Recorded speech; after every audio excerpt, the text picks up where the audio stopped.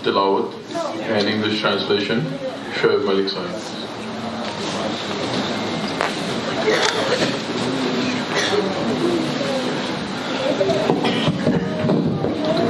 Assalamu alaikum.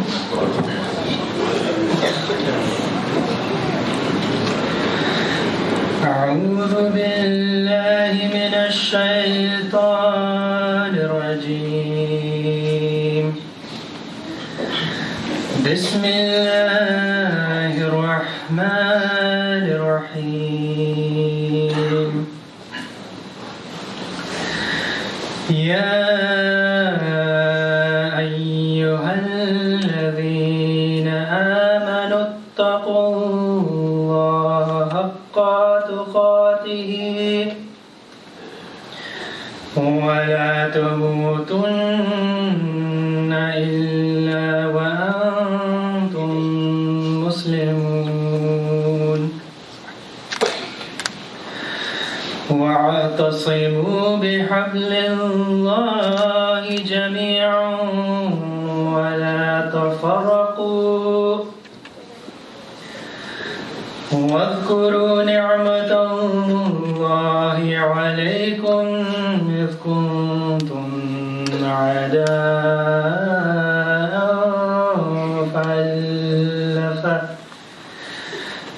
فألف بين قلوبكم فأصبحتم بنعمته إخوانا وكنتم على شفا حفرة من النار فأنقذكم منها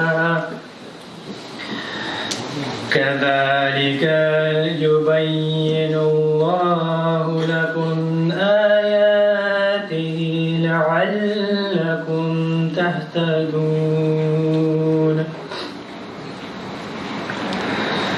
ولتكن منكم أمة يدعون إلى الخير ويأمرون بالمعروف وينهون عن المنكر وأولئك هم المفلحون.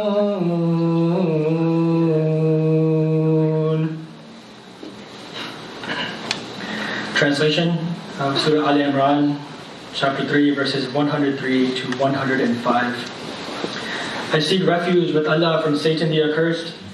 In the name of Allah, the gracious, the merciful. O ye who believe, fear Allah as he should be feared, and let not death overtake you except when you are in a state of submission. And hold fast altogether by the rope of Allah, and be not divided. And remember the favor of Allah which He bestowed upon you when you were enemies, and He united your hearts in love, so that by His grace you became as brothers. And you were on the brink of a pit of fire, and He saved you from it. Thus does Allah explain to you His commandments, that you may be guided. And let there be among you a body of men who should invite to goodness and enjoin equity and forbid evil. And it is they who shall prosper. Please rise for the pledge.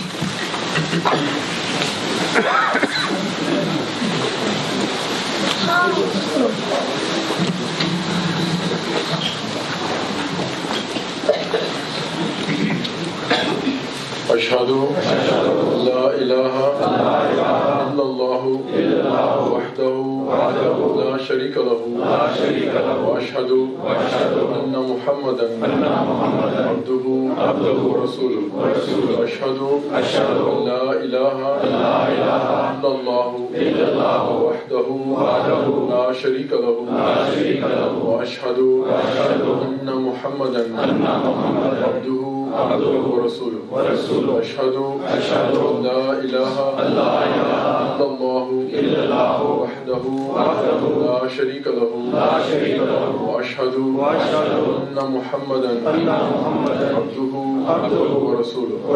I bear witness that there is none worthy of worship except Allah. He is one and has no partner. And I bear witness that Muhammad sallallahu alayhi wa sallam is his servant and messenger. I solemnly pledge that I shall always be ready to sacrifice my life, wealth, time, and honor for the sake of my faith, country, and nation.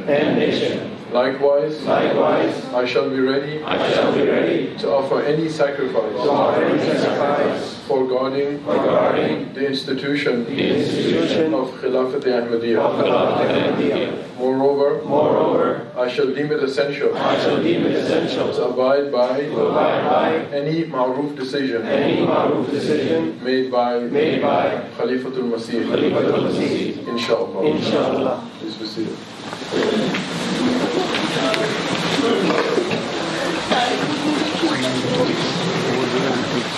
So now invite Bilal To you, I just, Nazm if you need me to take full English subtitles. translation.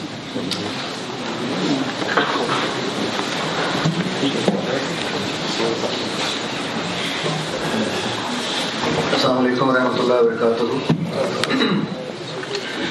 کلام حضرت مسلم معود رضی اللہ تعالیٰ عنہ.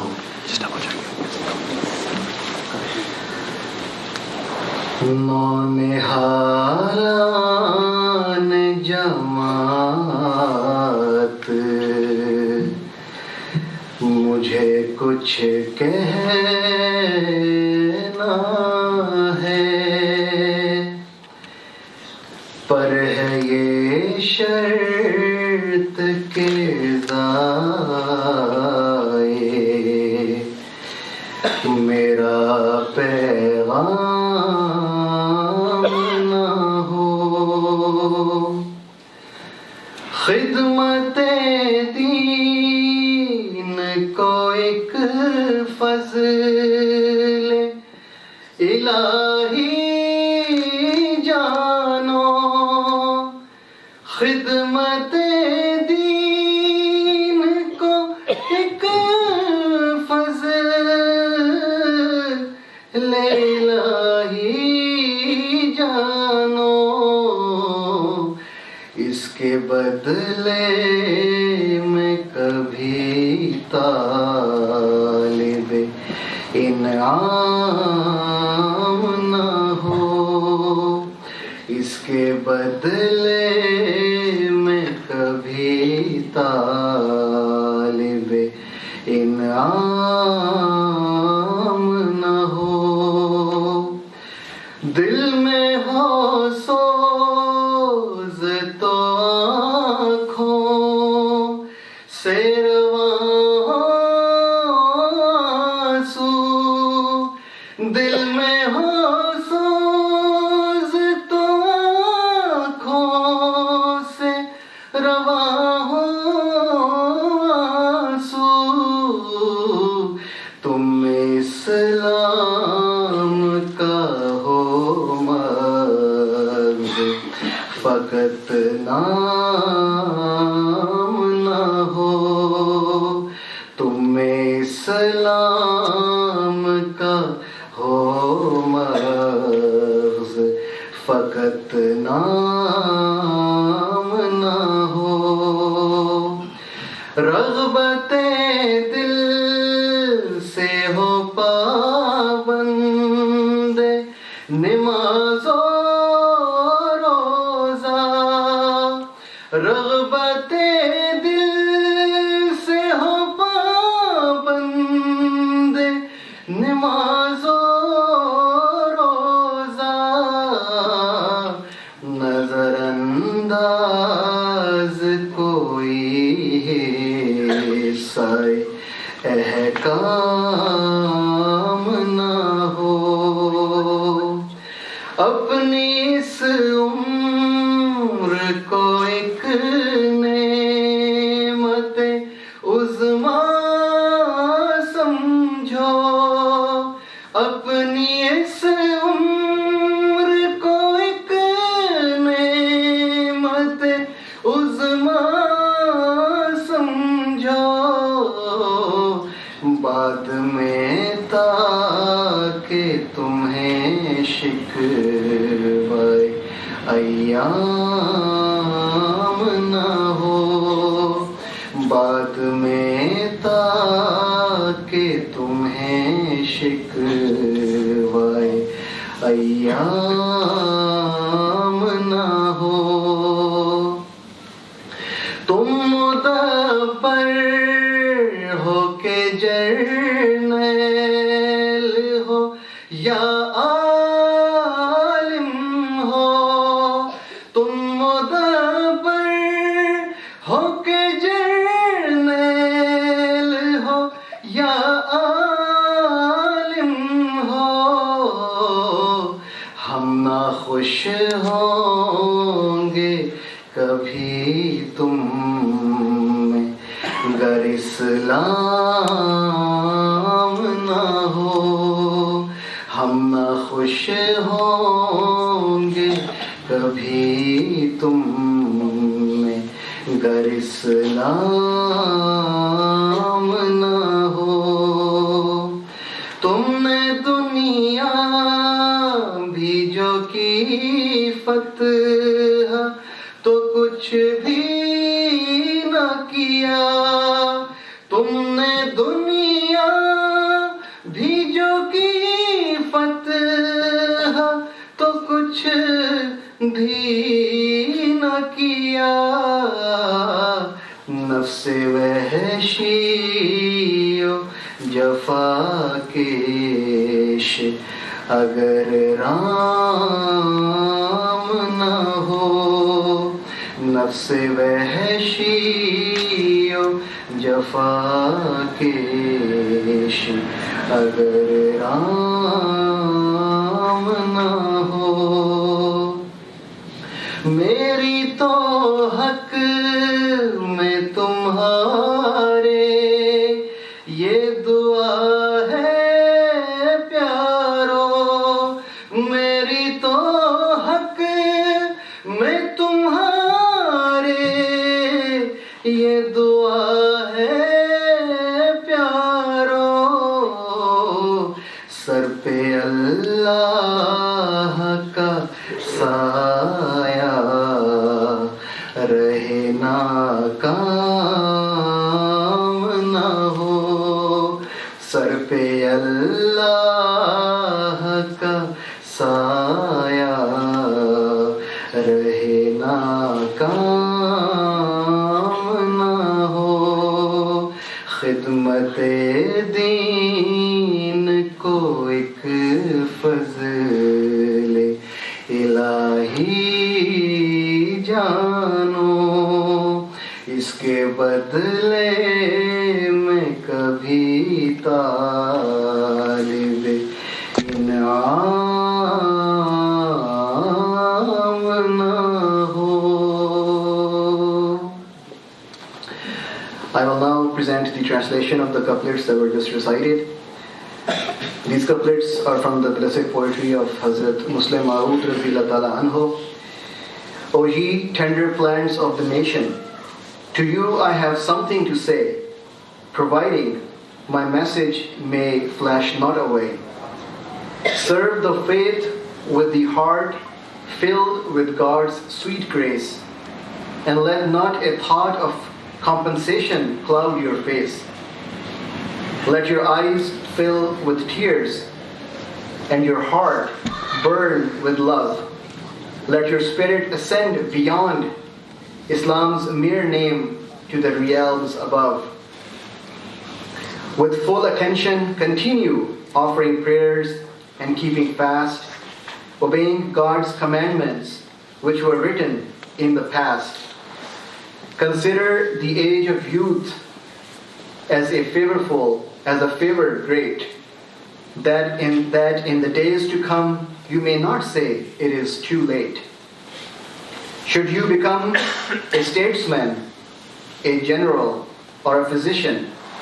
If your heart in Islam is not steeped, you will not please us with your position. If you conquer the world, you have gained naught. If the wild and terrible self you have not subdued and taught. My prayer for your sake, O dear ones, is this: may God keep you under His shade, bringing no failure but bliss. Ameen.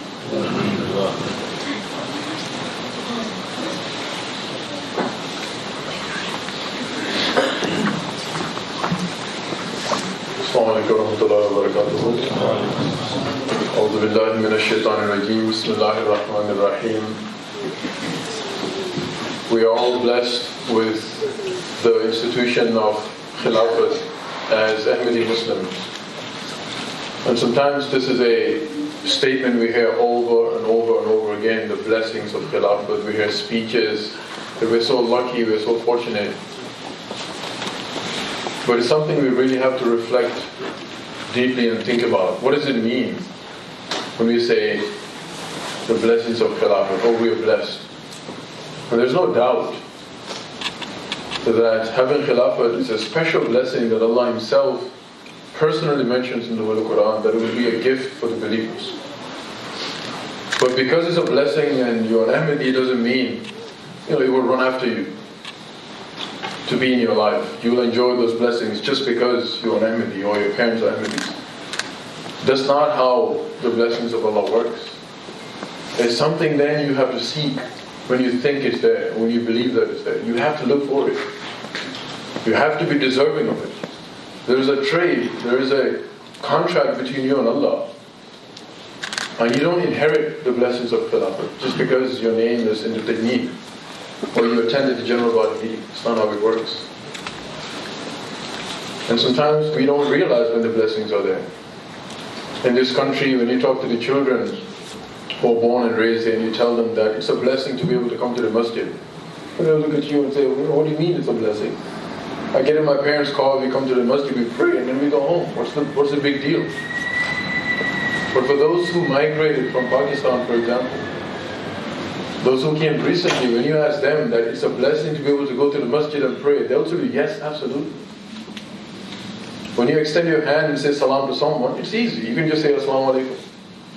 But for somebody who comes from Pakistan recently, it's when they hear azan, they look around. Is it okay? Is it safe to even say assalamu alaikum? Because I could go to jail for 3 years. That's a blessing to be able to say assalamu alaikum. And they understand what that means. So when we say Khilafat, it's, you look around you, you look at other Muslims, and then you begin to understand, oh wow, we are really blessed. You begin to then reflect and understand. But we're expected to make an effort to recognize those blessings. It doesn't come to us. And there are many avenues that we have. There's many opportunities in our daily lives that we can try to attach to Khilafat and be deserving of its blessings. And the Jamaat gives us so many avenues. Through the media, you name it, there's so many avenues. But we don't always take advantage. So the effort of Majlis Khudam al-Ahmadiyya, again with the grace of the Khalifatul Masih, is to try to invite some of that light of Khilafat, bring it closer to us. Let's invite someone with the approval of Huzur. Someone who is able to observe the Khalifatul Masih in a very close range. Someone who can come and share the things that he has seen, the things that he has observed, the things that he has learned. And hopefully with those narrations of the incidents and the experiences, we can begin to see this blessing of Khilafat on a slightly different lens from when you're watching the Friday sermon or when you have a mulaqat for 2 to 3 minutes with your children. This, we believe, will be slightly different. When we see Huzur as, well, how does he pray? How does he talk to a family that comes in completely hopeless, expecting to hear something that will give them hope for the rest of not just the day, but the rest of their lives? It's a lot of pressure. The Khalifah Rabi rahimahullah talks about this. He says, sometimes people don't understand you could say, the pressure that's on me as a Khalifa. That, families coming in, I'm completely clueless. They travel, they spend a lot of money, they come, walk into my office, I don't know what they're about to say. I can see the mothers crying, the children, I don't know. But within a fraction of a second, they come with so much confidence and hope that whatever they tell me in a fraction of a second, I'm expected to say something that will take all that stress away. And Huzur expresses this, that it's not easy. But Allah always gives them somehow that ability to just take people's stress away, to share their joy and give confidence, give hope, massage people's hearts. It's magic, it's absolute magic that I don't always see. But Abid Khan Sahib, who was the press secretary of Jamaat Ahmadiyya International, and this office of being press secretary means the person gets to meet the Khalifatul Masih on a daily basis. Not mulaqat where you and I go and we go with our families and the kids get chocolate and then we have a picture and go. No, it's not that. It's on a professional level, it's on a spiritual level, it's his day job every single day to meet Khalifatul Masih. So there's a lot of amazing experiences that we're hoping that he will share with us and we can all be inspired and feel closer to Khalifatul Masih on a personal level. Abid Khan Sahib himself was born and raised in the United Kingdom in Hartlepool, and his parents played a very significant role in introducing and doing tabligh in the town of Hartlepool to invite British neighbors of theirs in their town to Ahmadiyya, and did it very successfully. And as Khalifa Rabi Rahimahullah talks about it quite a bit, mashallah, Hartlepool is still a very beautiful Jamaat that I've visited myself. He was educated and trained as a lawyer, and when he started practicing law later on through his services to the Jamaat, the opportunities that he had at a young age, he found more joy in serving Islam and Ahmadiyya. Being a lawyer is something that, mashallah, everyone understands is a very beautiful profession to have, a lot of hard work, but he found more joy in serving the Jamaat. So Hazrat Khalifatul Masih accepted his request to devote his life to the service of Islam and Ahmadiyya. And his journey took him to now serve as the press secretary. Alhamdulillah, he has been given that opportunity to, as I said, have that daily mulaqat with Hazrat Khalifatul Masih. And we're very fortunate to have him in our company today with the approval of Hazrat Khalifatul Masih. So I'll invite him now to come and share some work with us.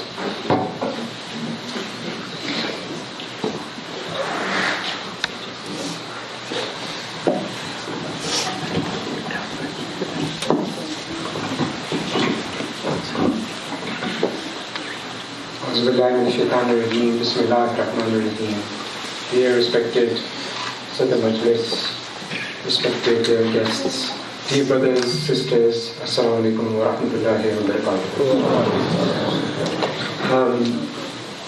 As Sadr Sahib has mentioned, I've been here for a few days. Traveled to different Jamaats to have sittings like this. Today's sitting, I like and I'm happy to see so many young people as well. In all of them there were, but it seems to be some more young children today. I've always seen in Islamabad, or wherever he travels, Khalifa is particularly enthused and happy when he sees young children of the Jamaat coming to the mosque, expressing their attachment to Islam and Ahmadiyya. As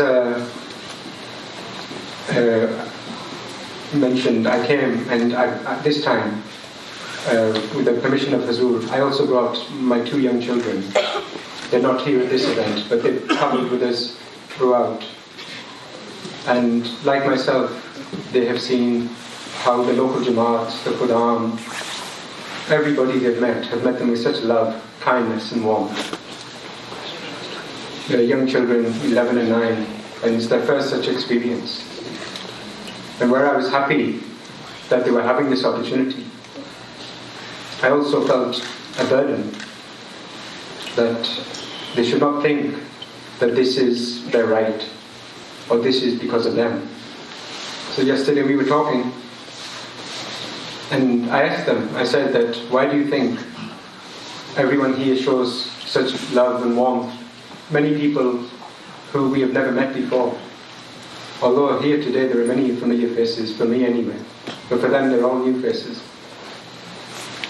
And my younger son, he didn't have any answer. The older son said, is it because they know you? I said, no, it's not because of that. The reason that people, the MDs, wherever we go, show such compassion, warmth, love, generosity, is because of one thing alone, and that is the blessings of Khilafat. It is their love for the Khalifa of the time. It is their desire that burns inside them to be close to the Khalifa, that is so strong that even those weak people who surround him or spend time with him, that they ache to even speak to them or to meet them. At the same time, whatever love and connection that we have with Khilafat, I wish to say that it is nothing in comparison to the love and connection that Khalifatul Masih has with every single Ahmadi. It's quite incredible. Sadr Sahab mentioned how Huzur meets so many MDs and relieves their pains, their sufferings, their stress. Before coming, just last week, I asked Huzur that, Huzur, it's time for me, in a couple of days I'm going to be traveling to the United States. But where there are many MDs who come and meet you and visit you, or they have met you during your various tours, there are also so many MDs who, for whatever their circumstances, it means that they are unable to come and meet with you. Perhaps sometimes they may wonder that does Khalifa Waqt have the same love for us as he does for those who have a personal relationship with him. Huzur stopped his work, which was quite unusual. Normally when I have mulaqat, Huzur continues to review his mail or letters, and he looked up at me. And I could sense that Huzur felt this quite deeply. And he said that every Khalifa of the promised Messiah has a deep and sincere love with every single Ahmad. It is not based on any worldly factor. Rather, it is because they have associated themselves with the Imam of the age, Hazrat Masih Maud alayhi salatu wassalam. So Huzur said, tell those people who you meet, remind them of what I said in Germany 10, 11 years ago, that there is not a single day or night where each and every Jamaat does not pass through my mind, where each and every MD I do not pray for. Huzur said that it doesn't matter whether they write to me or not, whether they come and meet me or not. No matter what the case, every single day I pray that may Allah Ta'ala have mercy on every single Ahmadi. May Allah Ta'ala remove all their sufferings, remove all their distresses. And I pray that Allah grants them true peace, prosperity, and every form of success. Huzur said that when the members of my Jamaat feel pain and suffering, it is me also who shares in that pain. And when they are content, when they are happy, when they are at peace, that too gives me peace and joy. Which other leader is there in the world who cares for every single member of his community, young or old, male or female, rich or poor? It is a very, very selfless love, a pure love. I know this personally. Sadr Sahab mentioned that when I was a child, quite young, I lost my parents. But I never ever considered myself, even for one day, as an orphan. Because every Ahmadi has a Khalifatul Masih who is not just our guide, he's our spiritual father, he's our mother, he is our brother, he is our friend. Everything that we need. But I'm not unique in any way. I've traveled to so many countries with the grace of Allah, with Huzur, or in events like this.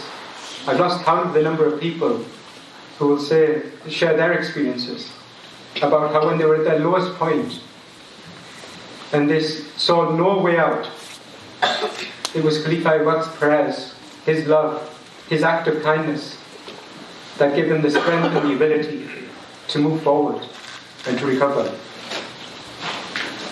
But when we see that this love from Khalifa Abid is always there, it must also remind us that we too have responsibilities.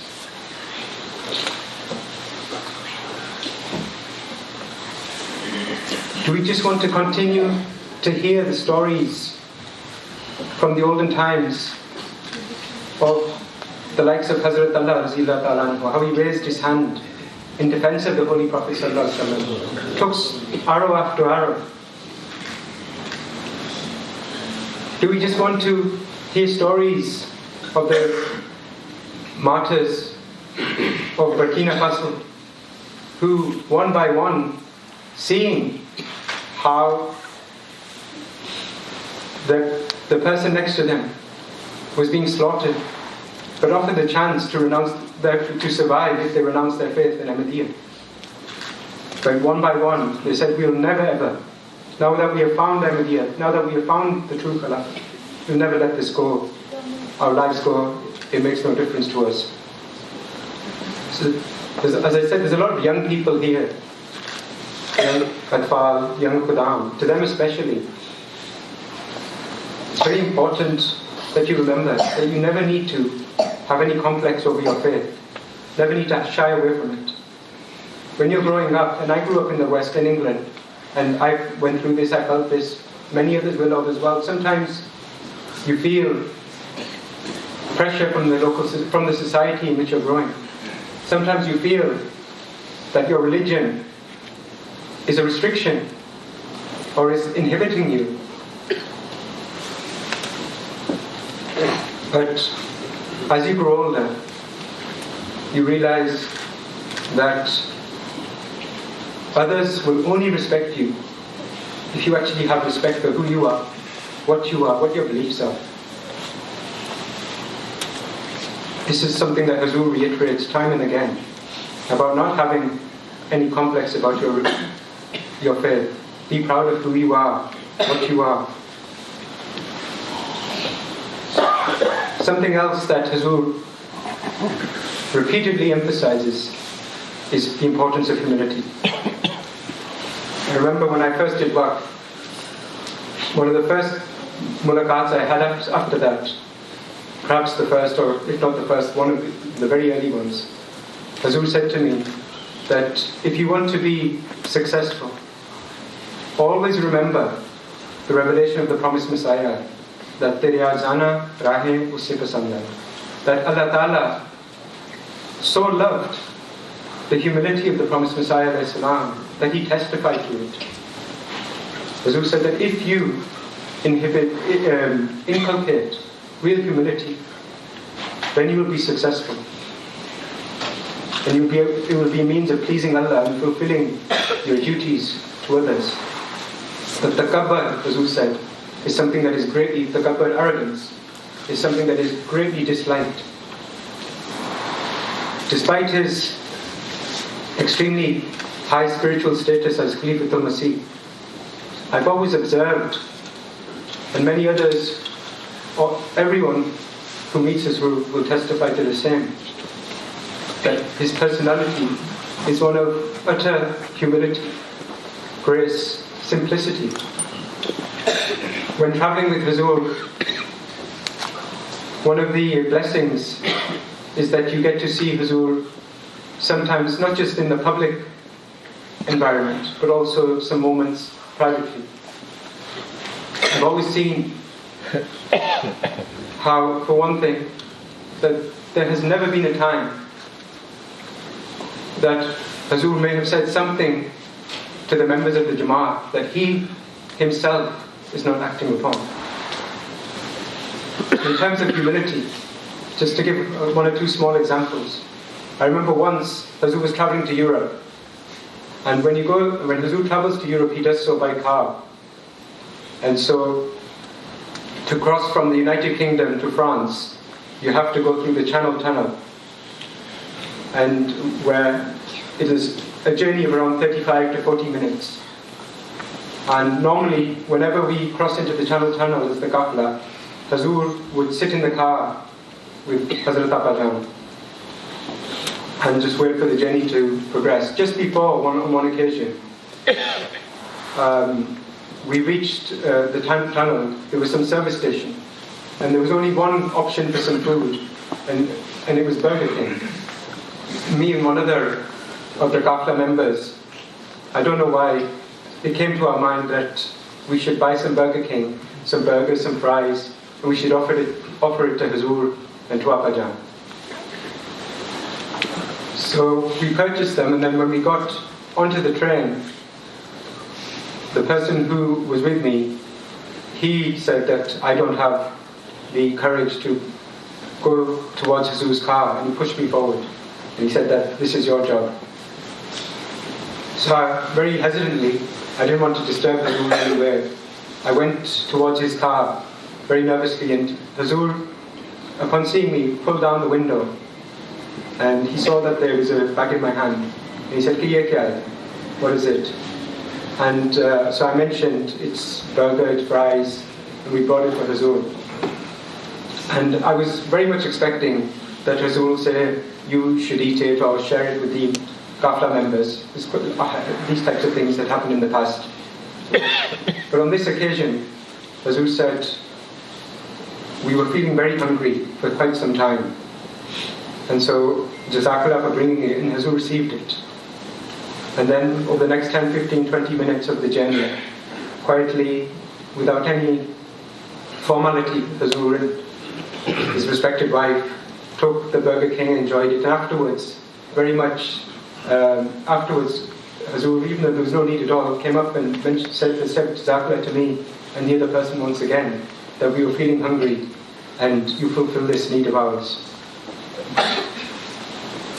For one, as I said, no extravagance. When you think of world leaders, you think of them on large dining halls or grand places.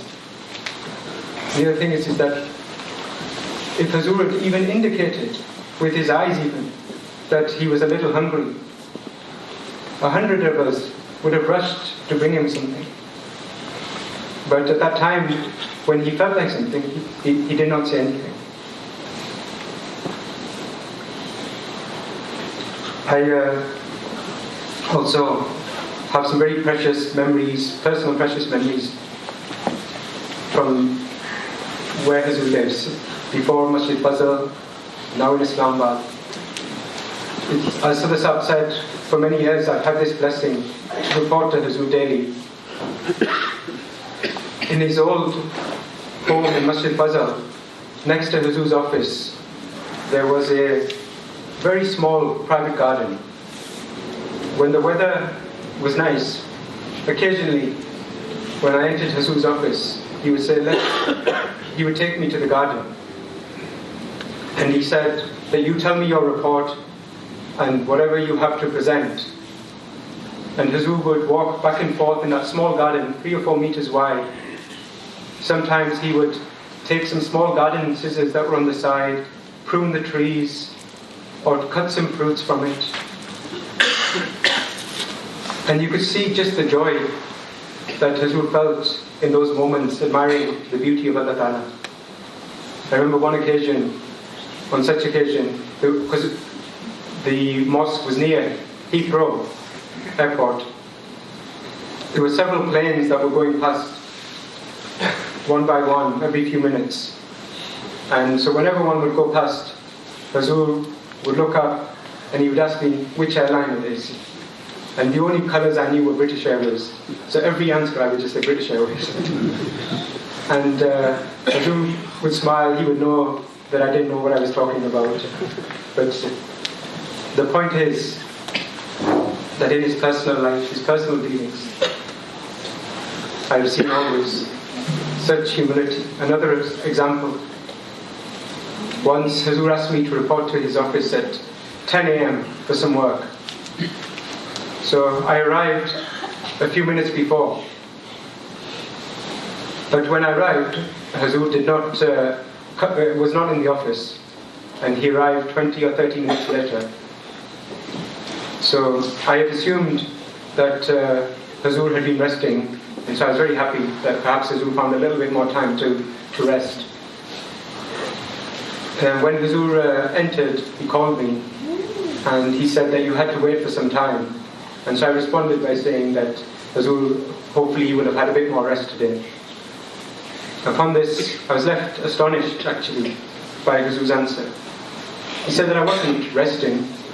Huzur said that in the house, in our bathroom, there was an issue, there was a problem with the toilet, the plumbing. And he said that, so I decided I better fix it with my hands before I leave. So he said it took me 20 or 30 minutes. Then, now I have come downstairs.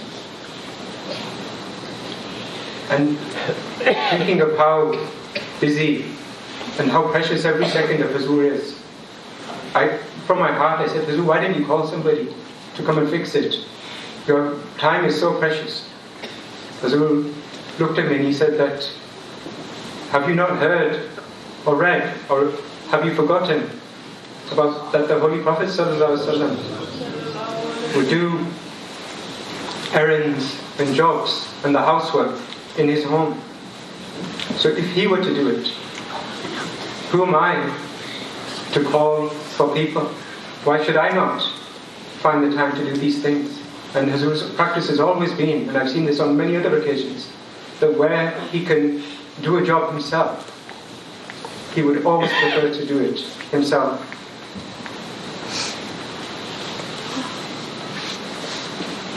Huzur, and again, for the young people especially, one thing Huzur mentions time and time again is that if you want to be safeguarded from the temptations or the dangers of society, it's very important that from a young age you develop the habit of praying 5 times a day. And again, in terms of his prayers, his worship, Huzur is an example for every Ahmadi. A couple of weeks ago in Islamabad, we had the Namaz-e-Kusuf, a special prayer on the day of the eclipse. Huzur came to the mosque and led 2 rak'ah. And those 2 rak'ah were very lengthy, in total about 40 minutes. It was a very emotional prayer. You could feel the atmosphere in the mosque. Every person knowing that they were praying behind Huzur, long, long prostrations. At the end of the prayer, as I was leaving, I heard a couple of Quran, and they were talking amongst themselves very happily, saying that this is the longest prayer we have ever done in our lives. They were speaking with pride and happiness that they had this opportunity. I mentioned this comment to Huzur later that day, and where Huzur enjoyed the comment, it was very clear from his response, his reaction, that that prayer had not been long for him, rather for decades. Every single night, Huzur's nights have been spent in such worship, even longer worship, for the sake of fulfilling the mission of the promised Messiah, for the sake of gaining the nearness of Allah Ta'ala. Once in France, Huzur was staying there. This is 5-6 years ago, just before the pandemic. And I was very fortunate that the room I was staying in was within Huzur's residence. We were there for a few nights. The first day, whilst I was still sleeping, I hadn't yet woken up for Fajr, I heard, it was quite a long time still till Fajr, I heard the most beautiful Tilawat. At first I was wondering, is MTA on or something? And then as I woke, I realized that across from the other side of the wall, or the building, it was Huzur, early morning, reciting the Holy Quran for a very, very long period. Then Huzur came for the prayer, for Fajr, and after Fajr he returned to his residence, and again, for quite some time, I kept hearing Huzur's beautiful recitation of the Holy Quran. So my point again is that do not ever think that the Khalifa ever asks you to do anything that he is not himself leading the way. This is the difference between the true spiritual leadership of Khilafat Ahmadiyya with all other leaderships. That it is not corrupted in any single form. It is a pure leadership. Sometimes some of the young people may not be exposed to this, but I'm sure some of the older people will have been. That within Jamaats, there are times where there are some conflicts or some disputes. People get disheartened. Whenever such reports reach Khalifatul Masih, it is a cause of great distress for him, great sadness, deep sadness. Whenever I've ever mentioned something, or Huzur may have mentioned something to me regarding this, Huzur has always said that those people should always remember, especially those who become disheartened, that they have not taken the birth of any individual office bearer. Rather, they have taken the birth of one person. He is the person they should look to. And regarding those office bearers who, if they unjustly cause any aggravation or distress to the members of the Jamaat, I've seen time and time again how much pain this causes Huzur, because it is a means of disturbing that strong bond of unity that makes our Jamaat so unique.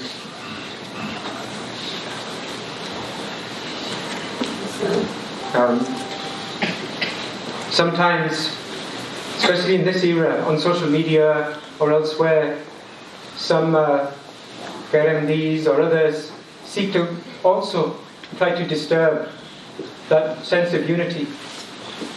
They make false allegations against Khilafat, or they take statements of the Khalifa out of context. Sometimes some MDs also become affected or influenced by such things. I remember recently I asked Huzur, or mentioned this to Huzur just a few days ago, and Huzur's response was very powerful, very beautiful. He said that, first of all, every Ahmadi should know that the Khalifa Waqt is a human being. He is not infallible. It is possible that he can say something which is not always correct. It is possible, although the history of the Jamaat shows the wisdom and foresight of the Khulafa. But Huzur said that if ever such circumstances arise, the blessings of Khilafat are such that Allah Ta'ala will always and has always protected the Jamaat and maintained its unity and shielded it from any harm. And Huzur said the reason for this is that the Khulafa of the promised Messiah, and then Huzur spoke about himself, it is their way, and Huzur said it is my way, that there is not a single word I have ever spoken since assuming the role of Khalifatul Masih that has not been spoken with the fear of Allah coursing through my veins. Anyway, time is short. I just wish to end by mentioning that before coming here, I asked Huzur that is there any message he would like me to convey to the people I meet, to the children, Khudam, elders. Huzur said, first of all, that I must convey his salam. Then he said that tell them that every day I pray for them all. And then Huzur said, tell them also that they must seek to attain the true friendship of Allah Ta'ala. Huzur said, tell them that there is no such thing as a one-way friendship. That you keep seeking the blessings, the help of Allah without doing anything in return. Huzur said that is actually khudgarzi, selfishness. So Huzur said, tell the Khudam, tell the people, the members of the Jamaat, that if they wish to attain Allah's true friendship, they must pray with sincerity, humility and devotion, and always seek to fulfill Allah's commands. He said then, उनको कहना कि ज़रूर फिर Allah Ta'ala की दोस्ती हासिल होगी. That most certainly then they will attain the friendship of Allah Ta'ala. So once again, thank you for the invitation to come here. It's been a very great privilege and honor. And please remember me in your prayers.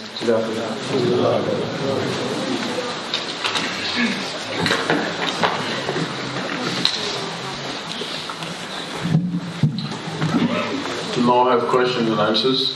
We'll give preference to Khudam and Atfal first. If you have any questions, do you have any mics?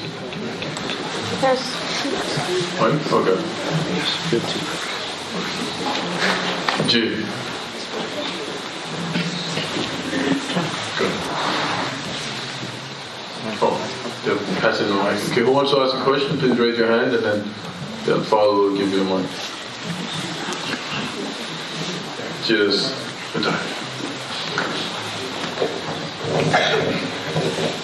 Assalamu alaikum. My name is Shayan and I'm 13 years old. My question is, what is your favorite experience with Huzur Aziz? Jazakallah for the question, which is one of my favorite experiences with Huzur. There are many experiences, too many experiences, well, so many experiences I should say. And it's very hard for me to pick one, and sometimes when you're asked a question like that, it's hard to immediately think off the top of your head. I mentioned one incident a couple of days ago, and so it's fresh in my mind, so I'll tell you that. And I think for a child, you might find it interesting.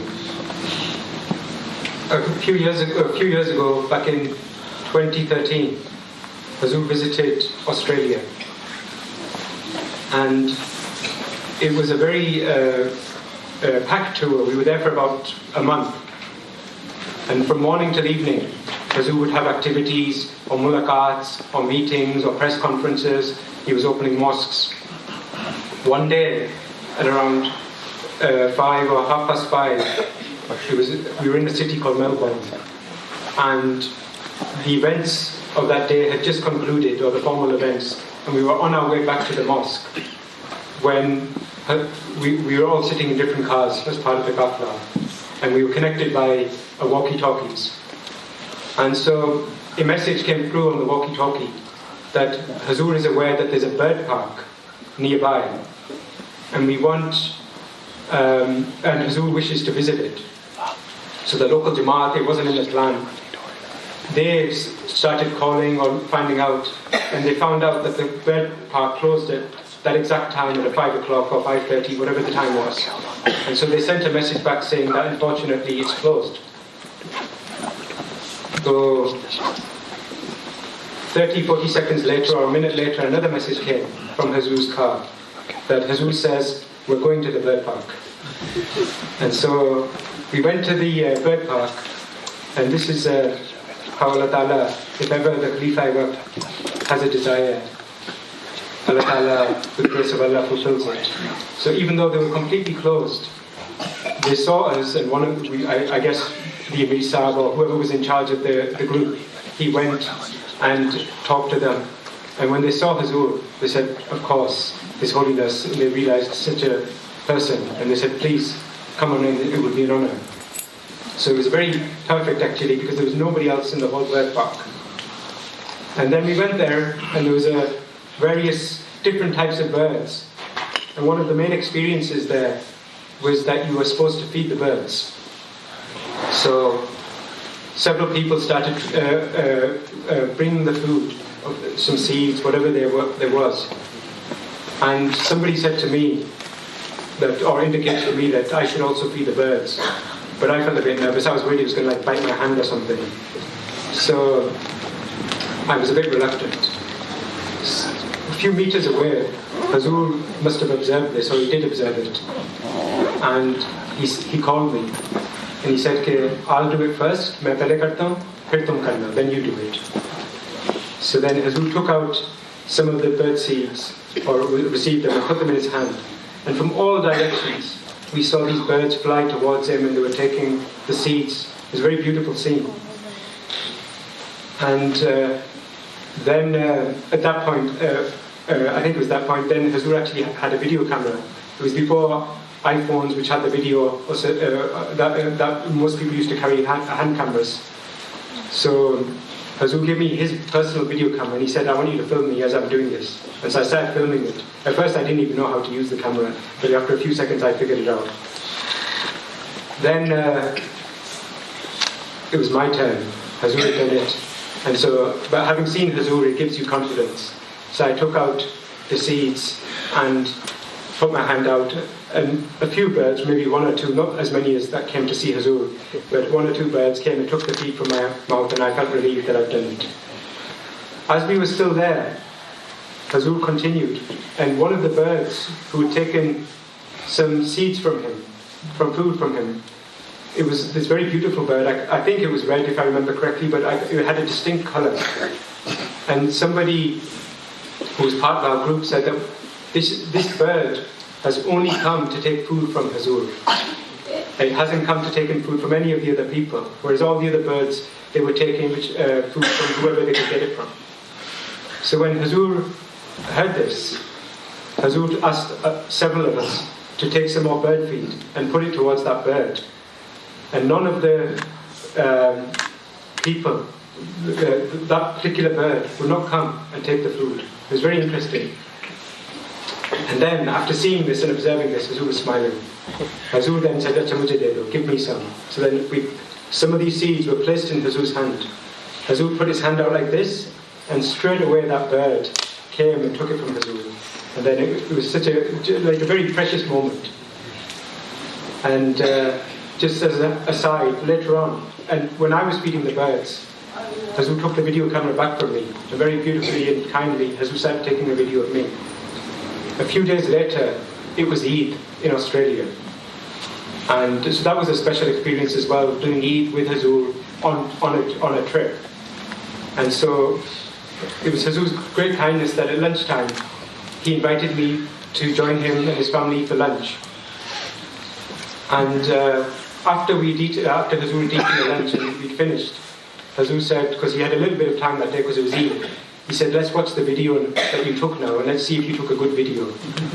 And so at that my heart sunk. And so then anyway, Huzur took the video, he took out the screen and he started watching it. And I knew that the first 30 or 40 seconds were a disaster because I didn't know how to figure it out. I was looking here or there. But I knew then it got better after that when I understood it. So the first 10 or 15 seconds, Huzur said, ye kya hai? What is this? Because it was the floor, people's feet, that type of thing. And then I said to Huzur, please, just a few more seconds. And I could see Huzur thinking that this is just a waste of time. But then I think perhaps out of his grace, he waited, and then 30, 40 seconds later, then it stabilized, and there was some very actually beautiful shots of Huzur. But then Huzur said, Kacha, it was okay. So that was a very precious memory. Jazakallah.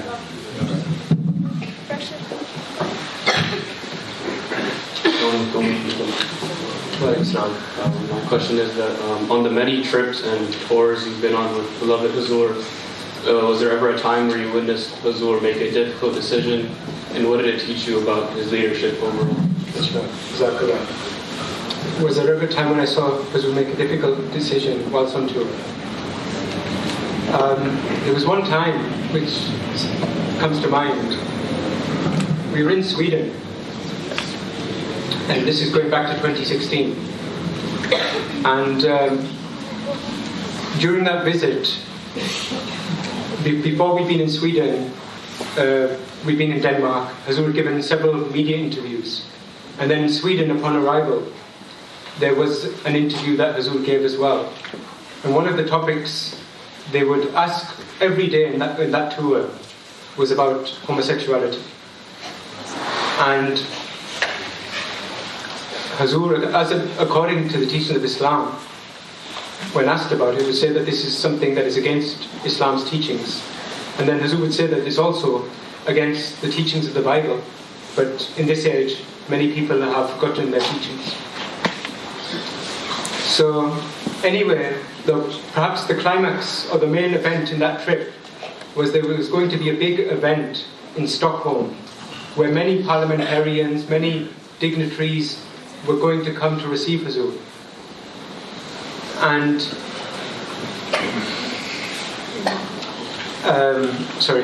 many of these dignitaries were coming to Huzur. Huzur was going to address them, and he was going to meet them, have private meetings. And everything was building up like that was the main event. On the morning of the event, in the newspaper, there was a headline about Huzur and his interview. And it's mentioned about his comments about homosexuality. And they're very extremely liberal there. So even though Huzur's comments were extremely balanced and moderate, nothing extreme, they sensationalized it in a way that it came across, they tried to portray it as a very extreme viewpoint. So that morning, I remember the Emir Sahib of Sweden at the time. He came to me and he was very panicked and worried. And he said that we've just received a call from one of the main parties, political parties, who are going to send 10 or 15 representatives, MPs, and other senior officials of their party. And they've said that because they've seen this statement in the media, they are boycotting the event. And they don't want to participate. And they were criticizing the statement. And Amir Sahib was very worried, and he said that you should inform Huzur. I think he felt reluctant to give this news, and he was wondering how should we handle this? Should we cancel the event? Should we keep the event? Anyway, when Huzur was walking from his residence to the office, Amir Sahib, I was there as well. Amir Sahib then informed Huzur. Huzur didn't say anything at all. Remained, but Huzur said, continue the function. That was his instruction. That evening, when the event took place, there was all the MPs, whoever were meant to turn up, didn't show up. Some general local guests or some other people who weren't aware of this, they came, and it was mashallah, a very nice gathering. But there was one lady, she was an MP, she came. And she was from that party who had boycotted the event. And anyway, Huzur met her, and she spoke very warmly about Huzur before Huzur's speech. And she gave a lot of respect. Afterwards, Huzur met her, and Huzur spoke to her. I could see when they were having dinner that Huzur was asking her and talking to her, and she was very affected in a good way. After the event concluded, there were some benches outside, and Huzur called me to sit with him on the bench. It was just us two at that time. And Huzur then, I don't know if I can't remember if I mentioned it that Huzur was speaking to that lady, or if Huzur mentioned it himself. But what Huzur said next, it sent a shiver up my spine. Where in the morning, Huzur had not said a single word, neither to Amir Sahib apart from to continue the event. I'd also met Huzur that morning, Huzur hadn't mentioned it. Huzur said that this morning, when Amir Sahib told me that, it was my belief and it was my view that Allah Ta'ala will destroy this party for this action. However, the fact that this lady has come and represented her party, whether they commit her or not, means that I think it will be saved. And it was such a powerful moment that I spoke earlier about the humility of Khilafah, and we see that at every stage. But when it comes to the commands of Allah, then you see the ghairah, which is the loyalty, the power, the robe of the Khalifa in action. And it's occasionally you see it. And that was one of those occasions. So Jazakallah for the question.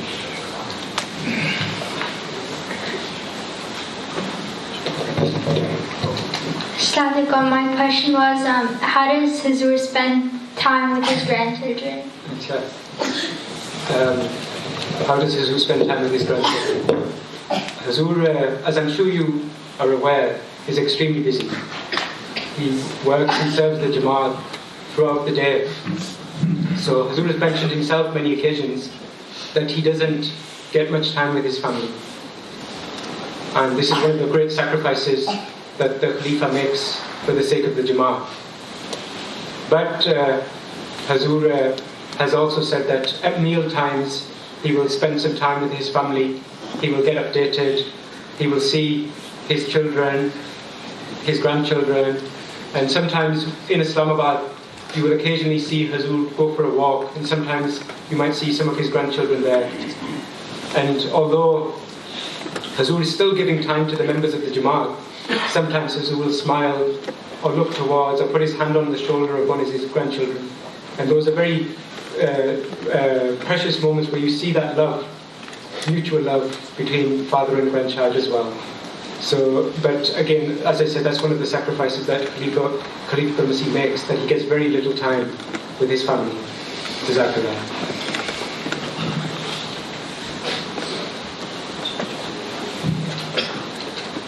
Jahana?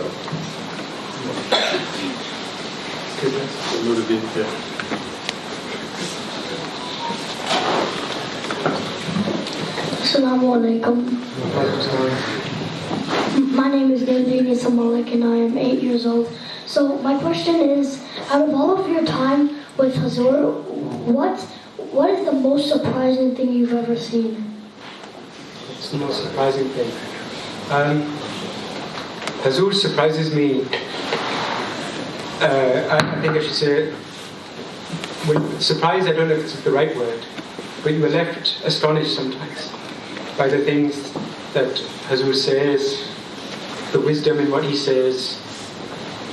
Again, if one thing comes to mind, because you're a child, you might find it interesting. A few years, and this is right back when I just started working as a press secretary, and I was very new to it. I didn't really know that much about the media or the work that I do.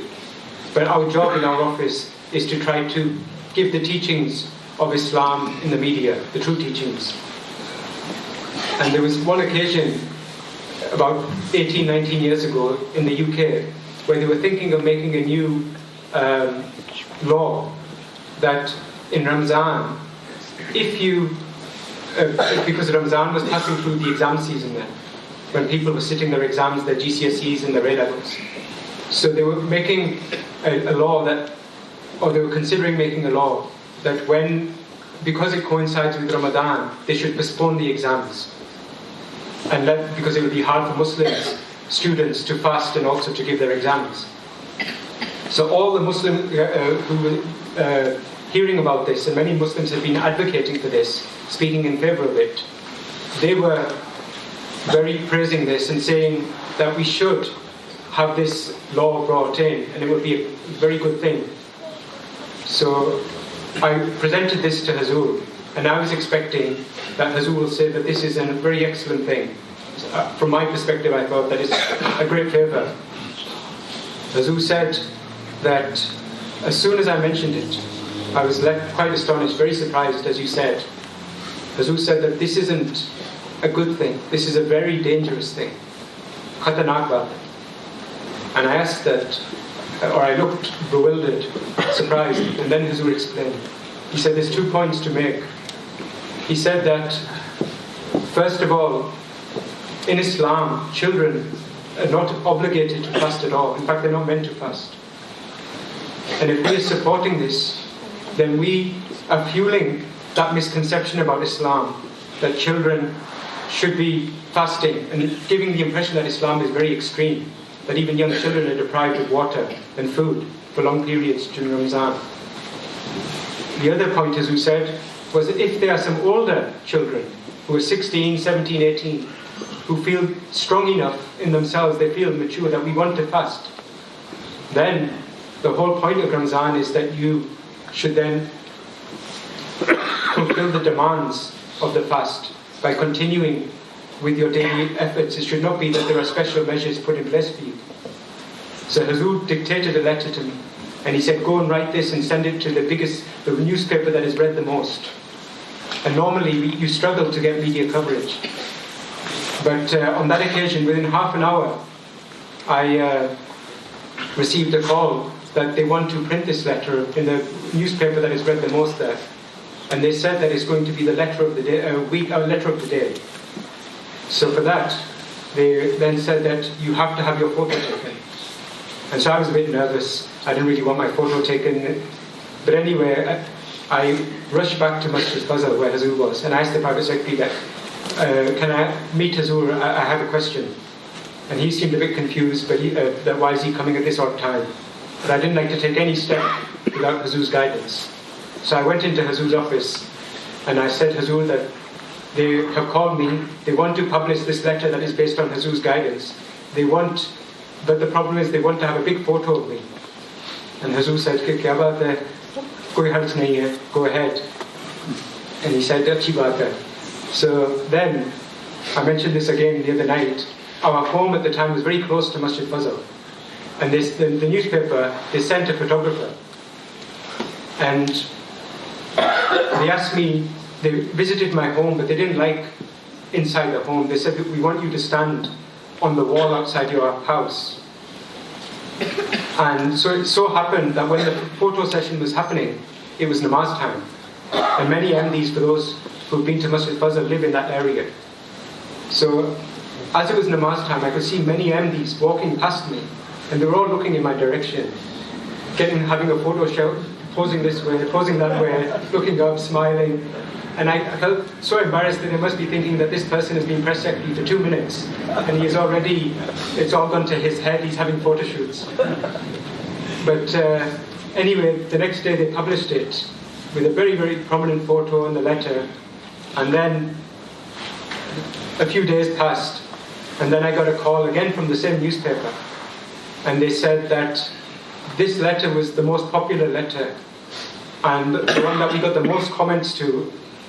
And so we are designating it the letter of the month. And they said that whoever gets the letter of the month gets a special prize. And they said, we'll be posting you if you just give us your address. So I gave them my address, and they sent me this very expensive gift. It was this folio, but it was very expensive. And it arrived. And so that day, I was looking at it, and I was thinking, I don't deserve this. So I took it to the to Mulakat, and I showed it to Huzur, and I said, Huzur said, ye kya hai? I said, Huzur, this is what's happened. And Huzur, I brought it for you. And he said, why have you brought it for me? Mubarak tha. I said, Huzur, you were the one who dictated it to me. Then Huzur, of course, he said, yes, you should keep it. But the point is that if you listen to the guidance of Khalifatul Masih, even if you don't understand it initially, you will always see the wisdom and the blessings in it. Sometimes you may have to wait a little time. So Jazakallah for your question. Thank you.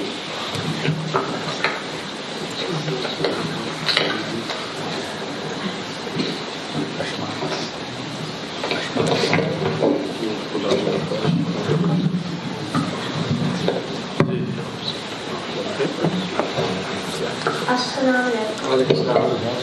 This is Salam from Huzur from North Virginia, Jamaat.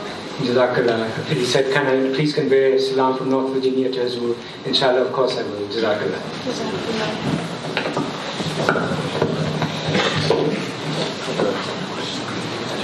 Assalamu alaikum. My name is Huzur, and my question is, when was the first time you ever met Huzur? When was the first time I met Huzur? It was actually, I met Huzur for the first time in 1997. Huzur wasn't Khalifa then, But he came for the Jalsa period and in UK. And Sadr Sahib mentioned at the beginning that I lived in a town called Hartlepool. And this was about 300 miles from London. And the fourth Khalifa, Hazrat Khalifa Masih Rabi, with the grace of Allah, he used to like visiting Hartlepool. And he would visit from time to time and spend time with our family, with the local Jamaat. And on that occasion, we were very fortunate, because not only did Khalifa Rabi come himself, but he also brought Hazrat Mirza Mansoor Ahmed, who is the father of the current Khalifa of Huzur, and he also brought Hazrat Mirza Muzaffar Ahmed Sahib, who used to be the Amir of Jamaat USA for a very long period. And also in that group was Huzur. And Huzur was not Khalifa then, of course. And I remember I used to, for some reason, although I didn't know him, and our focus naturally was towards Khalifa Masih Rabi.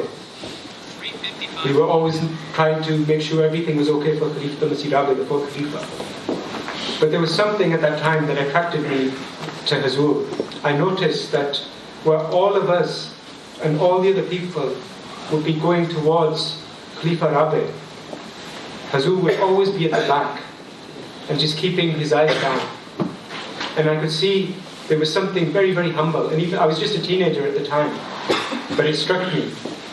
And it struck me so much that when the visit finished and Huzur returned to Pakistan, something in me motivated me to start writing letters to Hazrat Mirza Masroor Ahmed, who was then in Pakistan.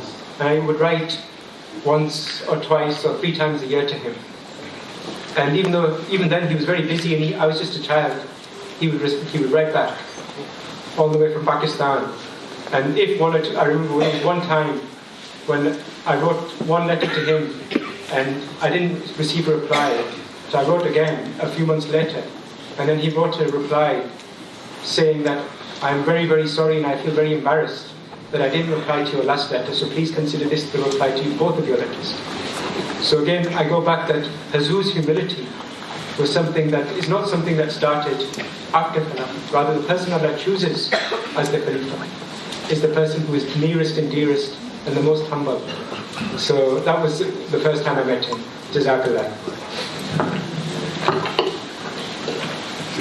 That's awesome. So yeah, whenever we physically see Huzur and we're close to beloved or roots on the sea, I think we often get a spiritual high that is unmatched, and our work, whether our spiritual work or our worldly works, are unbound. Allah Ta'ala has blessed you with probably the desire of every Ahmadi, which is to be close to our beloved Imam. But oftentimes, and many of us who have this weakness that, there's troughs that we go through that we feel like being close to Huzur will get us through it. How can we go through these difficult times, and how is it that through, when we don't have the ability to physically see Huzur, how can we maintain our relationship and also be our true servant to Prophet and Allah? There was an event this morning, I spoke for a couple of hours. There's another event later today. I'm starting to feel that I might be losing my voice, so perhaps this could be the last question on this occasion. But the question, I think, if I understood correctly, is that when you are far away from Huzur, sometimes you may struggle with your faith or your religious practice. Is that correct? Well, just a spiritual high that we get when we're close to Huzur. Indeed. When we're gone, it often fades away. How do we keep that? Yeah. It's very natural that when you are in the presence of Khalifa al-Masih, that your spiritual levels will be charged. Your love for Allah, your understanding of your faith, your connection to your faith, connection to Khilafat is only going to grow when you're able to pray behind Huzur, when you're able to see him, have a mulaqat. And it's also natural that when you go back to your daily life, it's very hard to maintain that same standard of spirituality day in, day out. So first of all, I would say that if you face this struggle, it is not something to be disheartened about, or to think that, oh, this makes my trip before worthless. But what is important is that you always recognize and understand the importance of maintaining your relationship with Khalifa Abid and keeping an eye that you do not ever do anything that may go beyond the bounds of the teachings of Islam. And you can do that even from a distance in your daily life. And then in terms of maintaining your connection with Khalifa, now with the grace of Allah, there are many, many ways. Obviously, Khutbah Jummah is primary. We produced, with Huzur's permission, this week with Huzur. This is a very beautiful program. Make sure you watch that as much as possible. And then write to Huzur as regularly as you can. If you find any parts of his sermons or his question answers of interest, or in particular interest, you should write that as well to Huzur. That is a way of connecting with him. Many times, even though he's very busy, if somebody sends some feedback or some comments, it is a means of happiness for Huzur. Somebody in the earlier session, a very young boy, he said that the burdens of the Jama'at are on the shoulders of Khalifa Abid. And that is very true. Every day Huzur receives news which can cause him pain, very, very tough decisions to make. So if any way, in any small way, we can relieve that burden, perhaps by giving some good news or expressing some happiness, that in itself is a way of developing your connection with Khalifa Abid. And just moving away, but just I think to round off the session. This morning, again, that same boy, he asked me, he said, the second part of his question was that Huzur has so many burdens. The weight of the whole entire Jama'at is on his shoulders. How does Huzur have the patience, the strength to deal with that? And so then, when he said that, I was reminded of an interview Huzur gave a few years ago. And it was with an English journalist, and the journalist, we had been speaking to her for some weeks. She had done her own research, and she had realized that in the Jama'at, everything revolves around Khilafah. And so, her final question to Huzur in that interview was that you have so much pressure on you. I can see how every Ahmadi, no matter if it's a small thing or a big thing, they all write to you, they all come to you to ask you for your guidance. Do you ever feel, her question was, do you ever feel lonely? Who do you turn to? And Huzur thought for a second, perhaps, or remained silent for a second. And then he smiled and he looked up. He raised his finger like this and he said that, I never feel lonely because he is always with me. So we must always, at the same time, as Ahmadis, it's our duty to try to be true helpers, Sultan and Nasir of the Khalifa. So in your local environment, wherever you are, if you are acting upon Islam's teachings, if you are trying to give a good impression of Islam through your deeds, then your connection with Khalifa Abid will be very, very strong. Many people I have seen on Huzur's visits, there are some people on the crowds who try to get to the front to see Huzur, but there may be someone at the back, and I've seen this many times. Huzur will be walking along, and when he sees somebody in the distance, he will stop and look at them, talk to them. And invariably, sometimes because I have the curiosity, I would speak to those people and I would find out, and it was almost always the same, that those people, wherever they are, far and distant in their own environments, they would be trying their very, very utmost to act upon the teachings of Khilafat, or trying to convey the teachings of Khilafat. And so Allah Ta'ala, whether He knows it or not, brings that connection with such people, with the Khalifa. So with that, I wish to thank everybody once again for coming today. It's been a pleasure, and please remember me and my family in your prayers. Jazakallah. Jazakumullah khairan. Request Abid Khan Sahib for his remarks. Assalamu alaikum wa rahmatullah. A'udhu billahi minash shaitanir rajeem. Bismillahir rahmanir rahim. The Holy Prophet Muhammad sallallahu alaihi wasallam has said that he who does not thank the people is not thankful to Allah the Almighty. I would like to humbly say Jazakumullah to Respected Abid Khan Sahib for gracing us with his presence today and spending time with us, sharing faith-inspiring stories and incidents from the blessed life of Huzur Khalifatul Masih Khamis Sayyidullah Ta'ala bin Aziz. I would like to also say Jazakumullah to Respected Sadr Sahib, Khudam Al-Anbi Abdullah Dibba Sahib, for this opportunity to host a program here at North Virginia's local Khudam and Atfal Ijtima. And also I'd like to say Jazakallah to our respected local Sadr Sahib, local Jamaat, all the auxiliaries, Zaim Sahib, Sadr Sahib al-Lajna as well. On the behalf of the region and North Virginia Majlis, we have a small token of gratitude for Respected Abid Khan Sahib and a humble request to, as our dear Tifal made, to please convey our salam to Hazrat Khalifatul Masih Ayyadullah Ta'ala bin Aziz.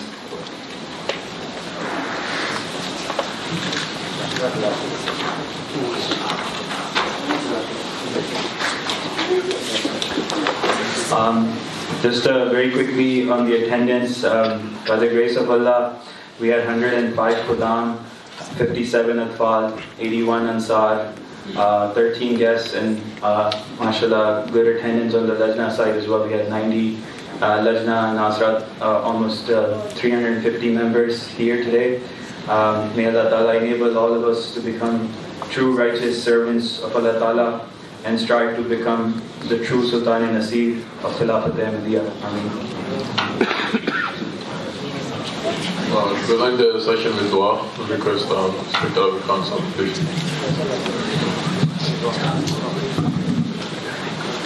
Please join me in silent prayer.